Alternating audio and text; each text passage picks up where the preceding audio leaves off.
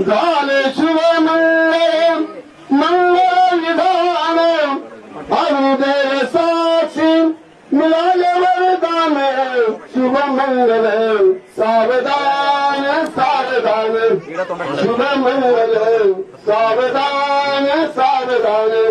असारी घरात तुमच्या रामायण गीता मिळावे ज्ञानमूर्ती बदल करीता आदर्श व्हावे जगताम जशी राम सीता सत्य संग राहावे नेत्री जीवन सरिता पावन व्हावे संत समान शुभ मंगल